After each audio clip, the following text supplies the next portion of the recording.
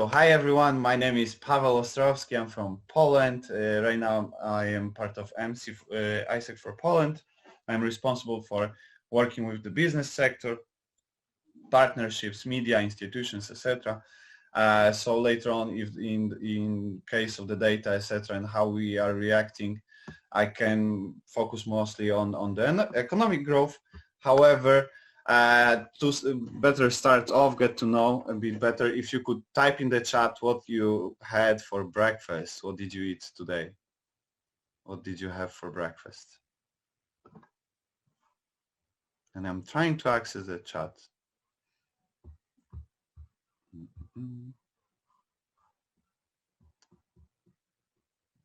Okay. So anyone had breakfast? Papa, could you help me and see if there is something on the chat, because I can see it. Not really, there's nothing on the chat. Guys, you guys can unmute and talk, or else you guys can put your answers in the chat box. Would be better if you guys can unmute and talk. Oh, yes, now I have something on the chat. Perfect. Raw egg and rice. Oh my gosh, that's yes. Oh, parata. Honestly speaking, I have no clue what that is. But Anjali, I'll check it out later on. Rice, Indian food, bread.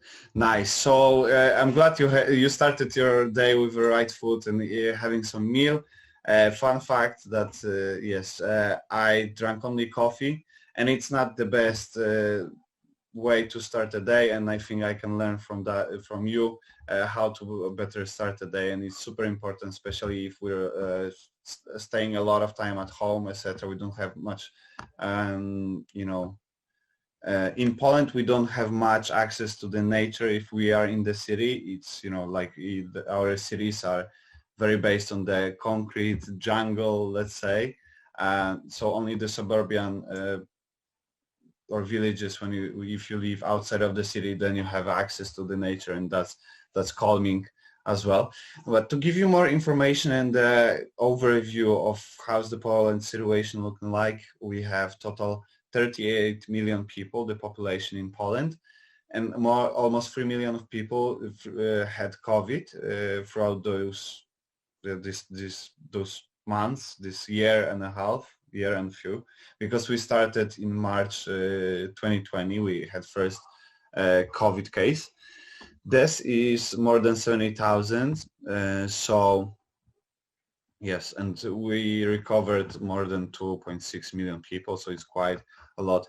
At the bottom of the screen, you can see the map of Poland, and if it's darker red, it's there are more cases and more deaths after COVID, daily basis, mostly because of the population and the areas. The red area on the right is the capital city. The left dark areas are where we have a lot of mines, a lot of businesses, and kind of population is way bigger, intense in the square meter, let's say, than in the other cities and other places in Poland. Here you can see the diagram of daily cases of how much we were acquiring, how many new cases there were appearing every day, etc. in the time. So you can see that we had two strong waves of COVID. We had strong lockdowns, etc. But generally, COVID in Poland started on 4th of March, where there was the first diagnosed person that was traveling from Germany to Poland. And then, like that night when they received the information that, okay, it's confirmed it's COVID, then Ministry of Health received this information. The next day after, they put speech on public television. They gave information to everyone. And they were reacting pretty fast, because after 10 days, they actually, at the beginning, they closed only one city, let's say, and then they started to control borders of the people. They were controlling who's going and doing checks of COVID, let's say. So looking at the situation that we have Schengen borders, we could easily access from one country to another with only our passport. And back in the day it was very hard, and only Polish people could come back to the country. Nobody was else allowed. And yes, we got 10,000 cases per month growing. And we had some social campaigns in television. If we're thinking about like the social approach to the situation after the ministry released the information, there was kind of a panic, a lot of gossips, misinformations on Facebook, etc. There were articles that army will go to the streets and they will control the cities, etc. And at the beginning, everyone was believing that it's going to happen, but it was just the gossips and misinformation of, some place, etc. But from the formal side, to inform about how we should behave in face of COVID, there were actors that they had social campaign on television to stay at home, spend time with your family, etc. Don't go out if not necessary. We had advertisements for older people.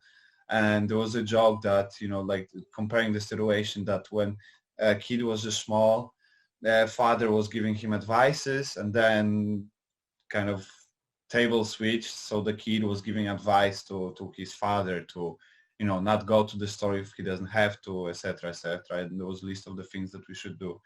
And also there was they started this popular thing that instead of giving a handshake that we are normally greeting, we were giving an elbow. So politicians were also showing, and kind of there was kind of, they tried to implement this to not have the social intercourse that much.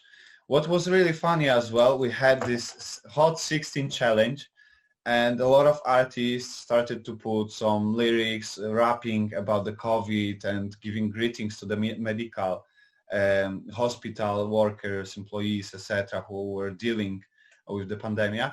And also there were very famous politicians that started to do so. Even our Polish president started to have this Hot 16 challenge, and he was promoting. It was really funny, but also really encouraging for the people to spread the informations. And generally in hospitals at the beginning, what we discovered is that we do not have enough of costumes that are keeping the employees of the hospital employees safe. So we were ordering a lot of materials, etc. Unfortunately, some of the politicians from Ministry of Health, they ordered some equipment that was not checked by European Union, but they purchased it from international traders who are like kind of not verified, not checked. So after this, they also lost their positions in the Ministry of Health. So while dealing with the COVID situation, we also changed people who were responsible for that because of some bad decisions, let's say, in the purchase. And yes, there was a lot of police cars on the streets that were announcing to better stay at home, be safe, etc., etc. And here's some diagram, let's say maybe a bit of chaotic, but to show you that the red marks are showing when we were increasing the restrictions. And as you can see, until the half of April, we were increasing the restrictions. Everybody should stay at home. In television, there were informations that you should not leave your house. If you don't, like, the only exception is going with the dog or going to the groceries, etc. Everybody was staying home. But then after 24th of April, they saw that it's okay, it's kind of going, so they started to opening up new stores, etc. And from the end of April till end of May, they started to also open up some cinemas, movie theaters. A lot of, like, they easily made the decision to go back to the normal situation. We had restrictions. For example, the weddings could have 100 people, and that was the maximum, so that was only restrictions, but 100 people could be in one room having a celebration. And they opened up the borders, etc. And then after when the summer was heading to an end in September, they put it country in few sectors. As I show you here on the slides, we have few different red colors, etc. So what they marked, it was green when there was like barely few cases per day, yellow if it was up to 400 cases per day, and red one above. So that was like, and based on those colors on the maps, they put restrictions. The green one was only mask in the stores. Yellow ones also masks outside. The red ones, it was not prohibited, well, kind of prohibited, but they didn't put the official statement that was regulated by law, but they advised not to go to any stores, etc. And traveling was very difficult. Yes, as you can see. And then we had two cases, as I showed you on the previous diagram. And if we still have time, I can tell you about more of the financial support from the government and what was happening with the sector. So it's more than 312 billion złotych, and 1 billion stands for almost $2 million. No, it's $2.8 million. So we got quite a lot of the support financially for the healthcare industry. However, in Poland, we have only 6% of employees are in the medical field, which is twice as less in Germany. It's more than twice less, because in Germany it's around 15 as far as I remember. Properly in Switzerland it's around 20. So we have really not much of people, let's say, in the healthcare. But there was also the budget for the employees' safety when they're losing their jobs, etc. The cases when people had to had some bank loans, etc. The government was paying off, not paying off the credit, but also giving the break from payments, and they were paying to the bank some percentage to encourage banks to easily give the vacations from loans. Also, public investments receive a lot of budgeting that they got in the.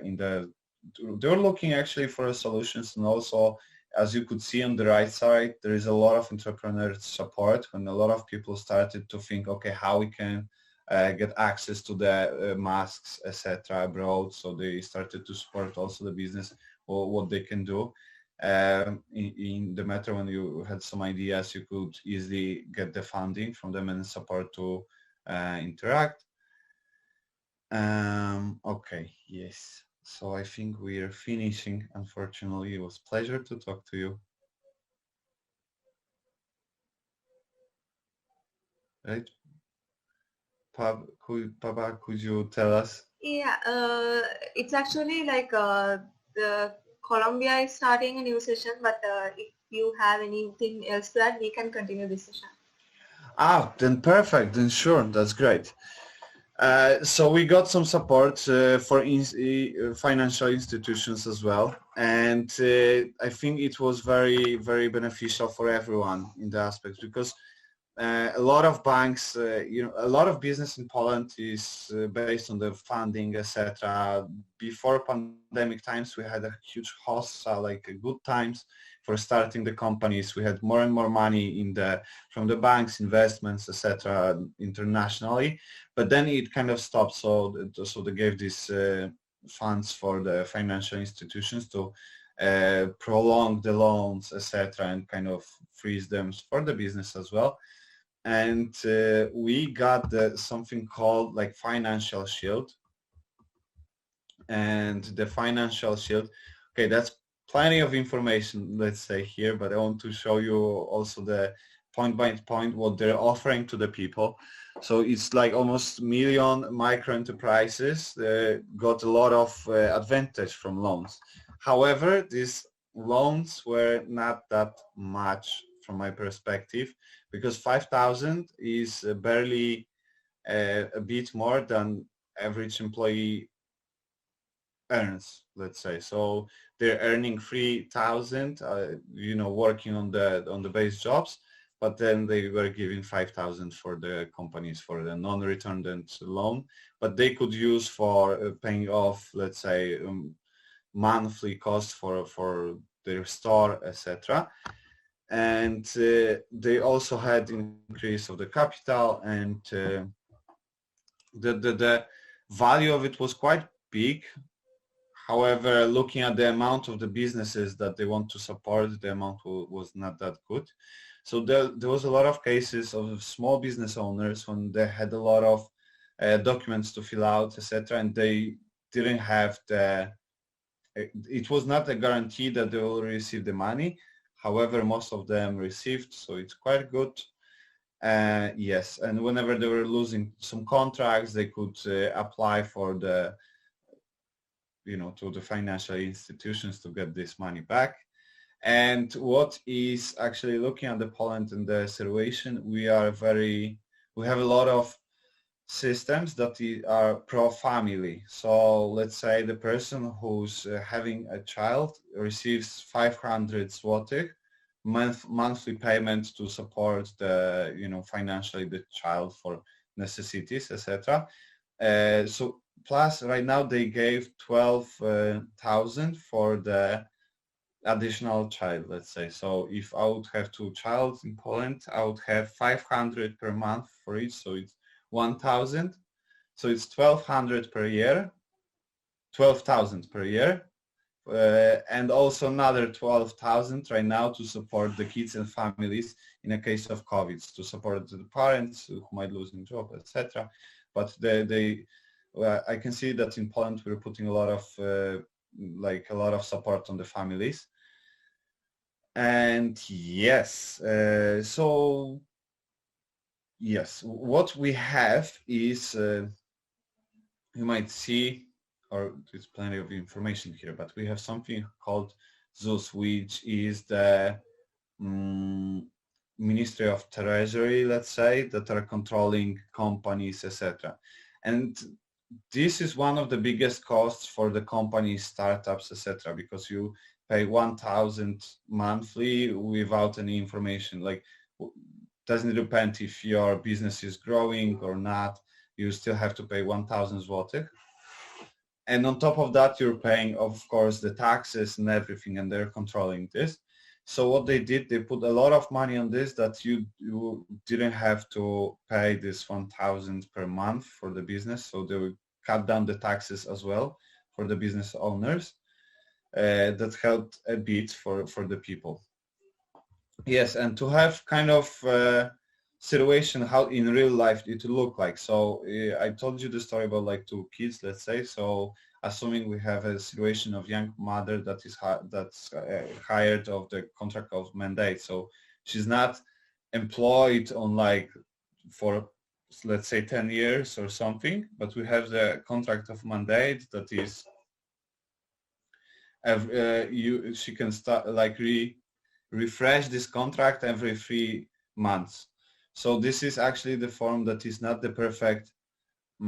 It doesn't give you security about the job, but it gives you a job, and that's something that we are trying to decrease in Poland. But a lot of business owners are doing this because they pay less taxes and they pay less for the health insurance in these cases. So that's why it's kind of, it's very bad and very challenging for the people. And so yes, what she can receive from the support from the country was benefit around 2,000 per gross of money for the support of the money, etc. The car allowance was, also receiving the additional days off to take care of the child, etc., etc. That was covered from the pension. And tax returns deadline was increased, let's say, so she didn't have to worry about that much. Credit holidays, that's actually interesting. What Polish government thought is, since we cannot go abroad, since they ask people to stay at home as much as they can, they gave something like credit holidays. You receive the, let's say, virtual points for your summer vacations that was postponed. That is postponed and will happen in Poland. So they want to encourage everyone to not go, not take days off, not go anywhere on the vacation when there was the beginning of pandemic, but to go in the later time in Poland with the support from the government, and they were giving funds as well to also give a promise to tourism sector. That's what happened. And they were also controlling about the monthly payments, the utility payments, etc. If somebody was increasing the prices, you could easily just put the information that it's not the right time for the increasing the prices. So the government was controlling also the cost of the apartments, etc., etc. Yes, so they had some support financial as well. Small business, as I told you before, got 5,000 loan, etc., etc., etc. But not to give you too much information that might get you might be boring about. So maybe you have any questions, any case that you would like to compare. How's the Poland versus Sri Lanka was, how we dealt with some kind of situation. Do you have any questions maybe about any aspect?